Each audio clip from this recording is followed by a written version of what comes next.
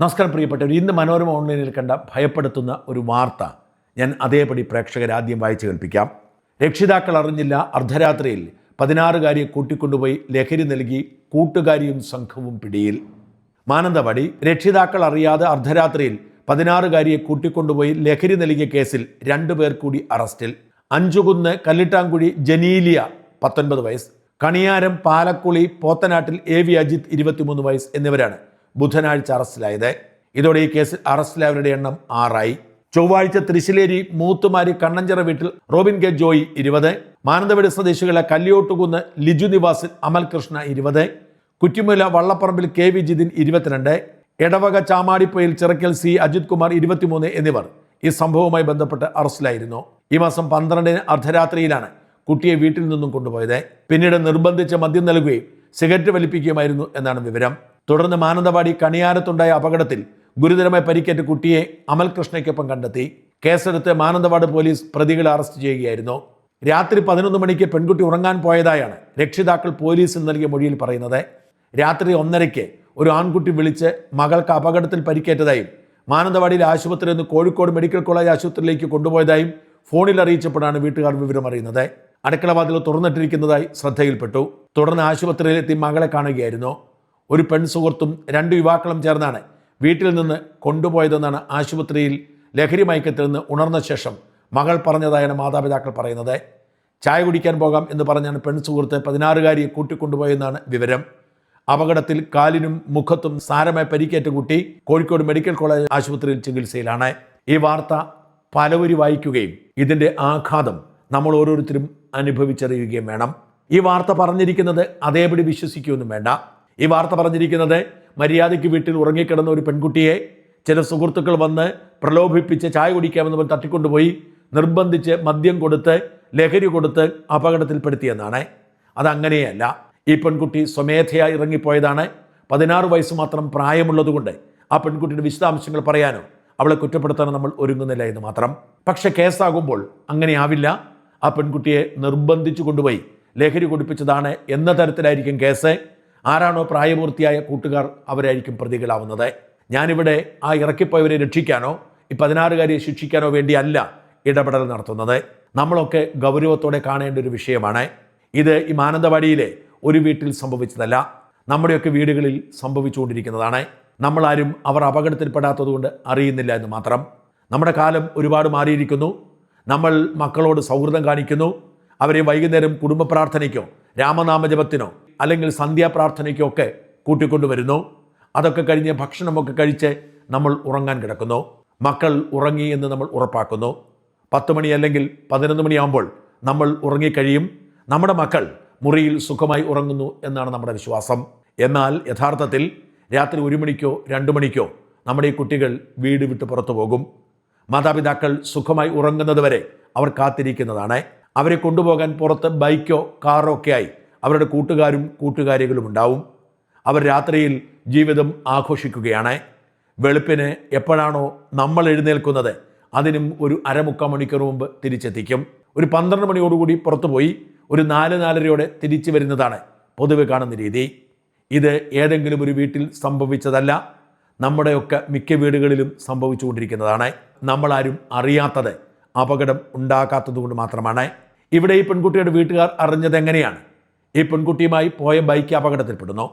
ഇതോടൊരു പെൺകുട്ടിയെയും ആ ബൈക്ക് ഓടിച്ച യുവാവിനെയും ആശുപത്രിയിലാക്കുന്നു. സ്വാഭാവികമായും ഈ വിവരം വീട്ടുകാരെ അറിയിക്കേണ്ടതുണ്ട്. വീട്ടുകാരെ ഈ കൂട്ടുകാർ അറിയിച്ചില്ലെങ്കിൽ പോലീസുകാർ അറിയിക്കും.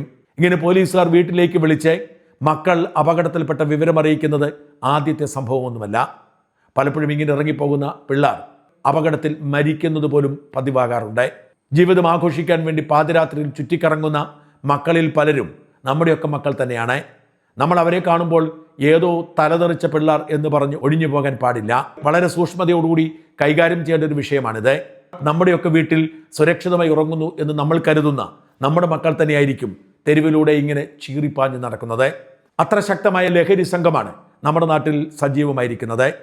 കഴിഞ്ഞ 10 വർഷം പിണറായി വിജയൻ ഈ നാടിനോട് ചെയ്ത ഏറ്റവും വലിയ ദ്രോഹം വാസ്തവത്തിൽ അഴിമതിയോ ധൂർത്തോ സ്വജനപക്ഷപാതമോ ധാർഷ്ട്യമോ ഒന്നുമല്ല, ഈ തലമുറയെ മുഴുവൻ ലഹരിക്ക് അടിമയാക്കി എന്നതാണ്.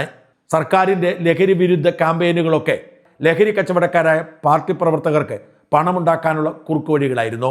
ഈ ക്യാമ്പയിനുകളുടെ ഭാഗമായി ഡിവൈഎഫ്ഐയും SFIയും പോലുള്ള സംഘടനകൾ ആ പണം കൈപ്പറ്റി എന്തെങ്കിലുമൊക്കെ കോപ്രായം കാട്ടിവെക്കും. തെരുവ് നാടകവും സൂംബ നൃത്തവുമൊക്കെ ഇതിൻ്റെ ഭാഗമായി നടത്തും. മാധ്യമങ്ങൾ ലഹരി വിരുദ്ധ പോരാട്ടത്തെക്കുറിച്ച് വാർത്തകൾ എഴുതും. വാസ്തവത്തിൽ ഒരു വശത്ത് ഇത് നടക്കുമ്പോഴും ഈ SFIക്കാരും DYFIക്കാരും ലഹരി കച്ചവടത്തിൻ്റെ മൊത്ത കച്ചവടക്കാരായി മാറുകയും അവർ ക്യാമ്പസുകളിലേക്കും സ്കൂളുകളിലേക്കും തെരുവുകളിലേക്കും ഗ്രാമങ്ങളിലേക്കും ഈ കച്ചവടം വ്യാപിപ്പിക്കുകയും ചെയ്തു. കഴിഞ്ഞ 5-6 വർഷത്തിനിടയിലാണ് കേരളം ലഹരി വ്യാപാരത്തിൻ്റെ രാജ്യത്തെ തലസ്ഥാനമായി മാറുന്നത്. അതിന് മുഖ്യ പങ്ക് വഹിച്ചത് CPM ഭരണമാണ്. CPMൻ്റെ വിദ്യാർത്ഥി യുവജന സംഘടനകളാണ്.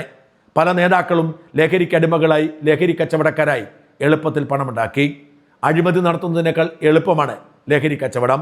അത്ര വലിയ മാർക്കറ്റാണ്, അത്ര വലിയ പ്രൊട്ടക്ഷനാണ്. അങ്ങനെ അവർ നാടിനെ ഒരു പരുവത്തിലാക്കി. അതിൻ്റെ തുടർച്ചയാണ് കുട്ടികൾ നൈറ്റ് ലൈഫ് ആഘോഷിക്കാൻ വേണ്ടി നമ്മളറിയാതെ വീട്ടിൽ നിന്നും ഇറങ്ങിപ്പോകുന്നത്. നമ്മുടെയൊക്കെ വീട്ടിൽ ഇത് സംഭവിച്ചിട്ടുണ്ടാവാം, ഇപ്പോഴും സംഭവിക്കുന്നുണ്ടാവാം, ഇനിയും സംഭവിക്കുകയും ചെയ്യും. എങ്ങനെയാണ് ഇത് കൈകാര്യം ചെയ്യേണ്ടത് എന്ന് ഉപദേശിക്കാനുള്ള ശേഷി എനിക്കില്ല. പക്ഷേ മക്കളെ പിടിച്ചിടാനോ അടച്ചുകെട്ടാനോ ഒന്നും ഞാൻ ഉപദേശിക്കില്ല. പക്ഷേ ഇതൊരു യാഥാർത്ഥ്യമാണ് എന്ന് നമ്മൾ തിരിച്ചറിയുക.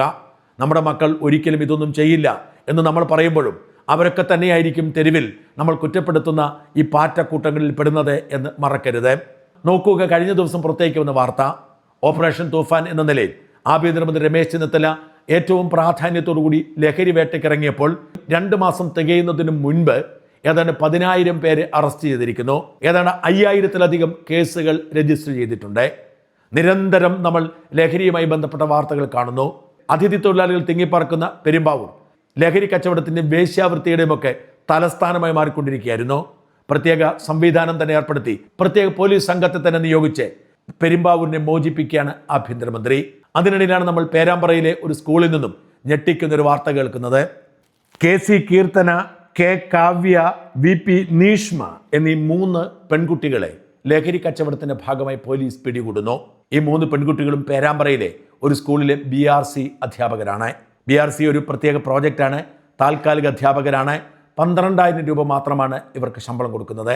എന്നിട്ടും ഇവർ ആഡംബര ജീവിതം നയിക്കുകയും ആഡംബര കാറിൽ സഞ്ചരിക്കുകയും ചെയ്തപ്പോൾ സഹപ്രവർത്തകർക്ക് സംശയമുണ്ടായിരുന്നു. പക്ഷെ അവരുടെ സംശയം സ്ത്രീവിരുദ്ധമാകും എന്ന് ഭയന്നതിനാൽ അവർ പരസ്പരം പറഞ്ഞെങ്കിലും അത് ഒരിടത്തും എത്തിയില്ല. ഇതിനിടയിലാണ് ഓപ്പറേഷൻ തൂഫാന്റെ ഭാഗമായി ഇക്കഴിഞ്ഞ 12-ന് സഫിയാൻ എന്ന ഒരു ആൺകുട്ടിയെ പിടികൂടുന്നത്. സഫിയാൻ്റെ കയ്യിൽ 1 ഗ്രാം MDMA ഉണ്ടായിരുന്നു. ഇത് എവിടെ നിന്ന് സംഘടിപ്പിച്ചു എന്ന് ചോദിച്ചപ്പോഴാണ് കീർത്തന എന്ന ഈ അധ്യാപിക കൊടുത്തു എന്ന് പറയുന്നത്. കീർത്തനയെ ചോദ്യം ചെയ്തപ്പോൾ കാവ്യയുടെ പേര് പിടികിട്ടി. കീർത്തനയുടെയും കാവ്യയുടെയും ബാങ്ക് അക്കൗണ്ടുകൾ പരിശോധിച്ചപ്പോൾ നീഷ്മയും പ്രതി ചേർക്കപ്പെട്ടു. ഈ 3 പേരുടെയും ബാങ്ക് അക്കൗണ്ടുകളിലേക്ക് ലക്ഷക്കണക്കിന് രൂപയാണ് എത്തിയത്. മംഗലാപുരത്തുള്ള ഒരു സുഹൃത്ത് വഴിയാണ് ഇവർ ആദ്യം ലഹരിയുടെ ലോകത്തേക്ക് എത്തുന്നത്. ആ സുഹൃത്ത് ലഹരി ഉപയോഗിക്കാൻ കൊടുത്തു. അതിനടിമയായ അവർ പിന്നീട് ആ സുഹൃത്ത് വഴി ലഹരി മാഫിയയുമായി ബന്ധം സ്ഥാപിച്ച് ലഹരി കച്ചവടക്കാരായി മാറി. ഇവർ നേരിട്ട് ഒരിക്കലും ലഹരി വിൽക്കുമായിരുന്നില്ല. പകരം ഇൻസ്റ്റ അടക്കമുള്ള സോഷ്യൽ മീഡിയ അക്കൗണ്ടുകൾ വഴി ഇവർ ലഹരിയുടെ വിൽപ്പന ഏർപ്പാടാക്കുകയും പണം കൈപ്പറ്റുകയും ചെയ്യുന്നു. പിന്നീട് സാധനം കൊടുക്കാൻ ഏർപ്പാടാക്കിയിരുന്നത് മറ്റു പലരെയുമാണ്.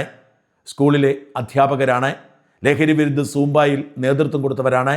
ഇടതുപക്ഷ സഹയാത്രികർ എന്ന നിലയിൽ അറിയപ്പെട്ടവരാണ്. പക്ഷെ എന്നിട്ടും ഇവർ ലഹരി കച്ചവടത്തിൻ്റെ കണ്ണുകളായി മാറുന്നു. ഈ പെൺകുട്ടികൾ എങ്ങനെയാണ് ജീവിതത്തിൽ ഇത്തരമൊരു വഴി തിരഞ്ഞെടുത്തത്? അതാണ് ലഹരിയുടെ ഏറ്റവും പേടിപ്പെടുത്തുന്ന രൂപം. എങ്ങനെയെങ്കിലും ഒരിക്കൽ ലഹരി ആസ്വദിച്ചു പോയാൽ അതിൽ അതിജീവിക്കാൻ കഴിയാത്ത സാഹചര്യം ഉണ്ടാവും. ലഹരി വാങ്ങണമെങ്കിൽ ലക്ഷങ്ങൾ വേണ്ടിവരും. ലഹരി ഇടനിലക്കാരാവുകയല്ലാതെ മറ്റു വഴിയൊന്നുമില്ല. ഒരിക്കൽ ലഹരി ഉപയോഗിക്കുന്നവർ ലഹരിയുടെ കച്ചവടക്കാരായി മാറുന്നത് അങ്ങനെയാണ്. ഇതൊരു ശൃംഖലയാണ്. ഇവർ അതീവ രഹസ്യമായി പരസ്പരം ബന്ധപ്പെട്ടിരിക്കുന്നു, മണി ചെയിൻ പോലെ. ഇതിൻ്റെ കണ്ണി വേർതിരിക്കുക പ്രയാസകരമാണ്. ഓപ്പറേഷൻ തൂഫാനിലൂടെ രമേശ് ചെന്നിത്തല ചെയ്തുകൊണ്ടിരിക്കുന്ന ഈ സൽപ്രവൃത്തി ദീർഘകാലം തുടരട്ടെ. ഇത്തരം സംവിധാനങ്ങളെ തച്ചുടയ്ക്കട്ടെ എന്ന് പ്രാർത്ഥിക്കാം. പക്ഷെ മറക്കരുത്, നമ്മുടെയൊക്കെ വീട്ടിൽ കീർത്തനമാരും കാവ്യമാരും നീഷ്മമാരും കാണും. നമ്മുടെയൊക്കെ വീട്ടിൽ 16 വയസ്സാകുമ്പോൾ തന്നെ നമ്മളറിയാതെ ഉറക്കത്തിൽ നിന്നും എണീറ്റ് നൈറ്റ് ലൈഫ് ആഘോഷിക്കാൻ കൂട്ടുകാർക്കൊപ്പം പോകുന്ന കുട്ടികൾ കാണും. ഇവരൊക്കെ നമ്മുടെ ജീവിതത്തിൻ്റെ ഭാഗമാണെന്ന് തിരിച്ചറിയുക. ഇതൊന്നും നമ്മളെ ബാധിക്കില്ല എന്നത് മിഥ്യാധാരണ മാത്രമാണ്. ഇതൊക്കെ നമ്മളെ പണ്ടേ ബാധിച്ചു കഴിഞ്ഞിരിക്കുന്നു, നമ്മൾ അറിയുന്നില്ലെന്ന് മാത്രം. ജാഗ്രത കാണിക്കുക, അറിയാവുന്നവരോട് ചോദിക്കുക എങ്ങനെയാണ് ഇത്തരമൊരു സാഹചര്യത്തെ കൈകാര്യം ചെയ്യേണ്ടതെന്ന്. എൻ്റെയോ നിങ്ങളുടെയോ കുട്ടികൾ ഇത്തരമൊരു ചങ്ങലയുടെ ഭാഗമാണ് തിരിച്ചറിഞ്ഞാൽ പൊട്ടിക്കരഞ്ഞിട്ടോ നെഞ്ചത്തടിച്ചിട്ടോ അവരെ കെട്ടിയിട്ടിട്ടോ പൂട്ടിയിട്ടിട്ടോ തല്ലിച്ചതച്ചിട്ടോ കാര്യമില്ല. അവർ പൂർണ്ണമായും കൈവിട്ടു പോവത്തേ ഉള്ളൂ. അവരെ എങ്ങനെ കൈകാര്യം ചെയ്യണമെന്ന് അറിയാവുന്നവരോട് ചോദിച്ച് സ്നേഹത്തോടെ വാത്സല്യത്തോടെ പരിഹരിക്കുക മാത്രമാണ് നമ്മുടെ മുമ്പിലുള്ള വഴി.